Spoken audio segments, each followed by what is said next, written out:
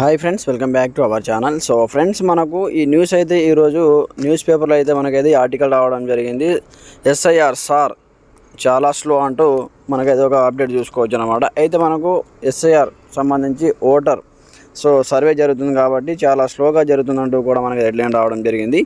రాష్ట్రంలో ఇప్పటివరకు 49.28% నమోదు. మరో 10 రోజుల్లో ముగియనున్న గడువు అంటూ చూసుకోవచ్చు అన్నమాట. తెలంగాణలో 24వ తేదీ వరకు అయితే గడువు ఇవ్వడం జరిగింది.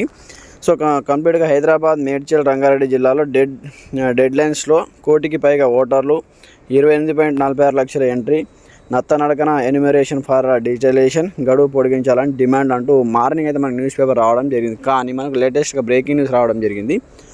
ఆల్రెడీ మనకు ఎలక్షన్ కమిషన్ అయితే కంప్లీట్గా డేట్స్ అయితే పొడిగించడం జరిగిందన్నమాట. తెలంగాణలో ఆగస్టు 3వ తేదీ వరకు డేట్స్ అయితే పొడిగించింది. అలాగే ఏపీలో, ఆంధ్రప్రదేశ్లో మనకు 14వ తేదీతో ముగినటువంటి ఆ గడువును ఈ నెల 24వ తేదీ వరకు అయితే పొడిగించడం జరిగింది.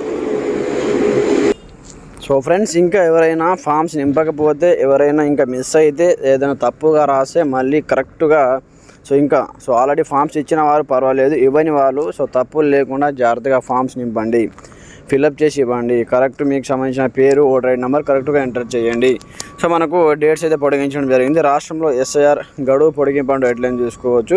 తెలంగాణ రాష్ట్రంలో ఓటర్ లిస్టుకు సంబంధించినటువంటి చేపట్టిన ఈ ప్రక్రియ స్పెషల్ ఇంటెన్సివ్ రివిజన్ సంబంధించి గడువును ఎలక్షన్ కమిషన్ అయితే పొడిగించింది. ఈ నెల 24వ తేదీ వరకు ఉన్నటువంటి గడువును ఆగస్టు 3వ తేదీ వరకు పొడిగిస్తూ స్టేట్ ఎలక్టోరియల్ ఆఫీసర్కు కంప్లీట్గా మనకైతే ఉత్తర్వులు అయితే పంపడం జరిగింది. తెలంగాణలో ఆగస్టు 3వ తేదీ వరకు గడువు పొడిగించింది.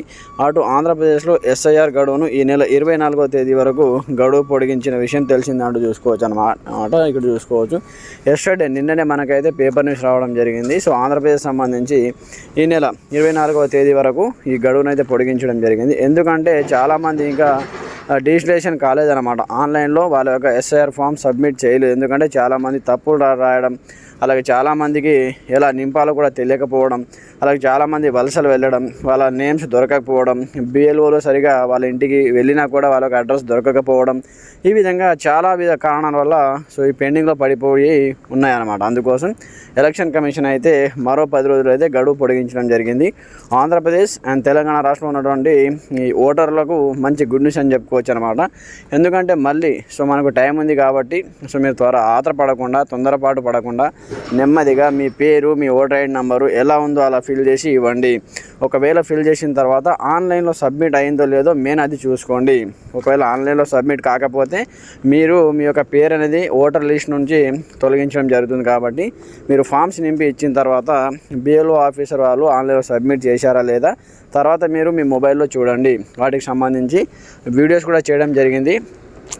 ఆన్లైన్లో సబ్మిట్ అయిందా లేదా ఏ విధంగా చూడాలి, వాటికి సంబంధించి మన ఛానల్లో వీడియోస్ ఉన్నాయి, ఒకసారి చూడండి. ఒకసారి అయితే చెక్ చేసుకోండి. లేకపోతే మనకు మళ్ళీ వాళ్ళు రిలీజ్ చేసేటటువంటి ఓటర్ జాబితాలో మీ పేరు అనేది ఉండదు. కాబట్టి ముందుగానే చెక్ చేసుకోండి, తెలియని వాళ్ళకు చెప్పండి. ఫామ్ ఫిల్ చేసేటప్పుడు తప్పుగా నింపకండి. కరెక్ట్గా మీకు ఉన్నటువంటి ఆధార్ కార్డ్ అండ్ ఓటర్ కార్డులో ఉన్నటువంటి పేరు మాత్రమే వ్రాయండి. మీకు ఎలాంటి సందేహాలు ఉన్నా తెలిసిన వాళ్ళకు తెలుసుకోండి, వాళ్ళకి అడగండి, పక్క వాళ్ళకు అడగండి, బిఎల్ఓ ఆఫీసర్ దగ్గరికి వెళ్ళండి. ఒకవేళ మీకు తెలియకపోతే మీ ఫామ్స్ తీసుకొని వెళ్ళి కరెక్ట్గా మీ యొక్క అడ్రస్ అలాగే మీ పేరు అన్నీ కరెక్ట్గా రాసి వాళ్ళకు ఆ ఫామ్ అనేది సమర్పించండి. ఫ్రెండ్స్, ఇది మనకు వచ్చిన లేటెస్ట్ బ్రేకింగ్ ఇన్ఫర్మేషన్.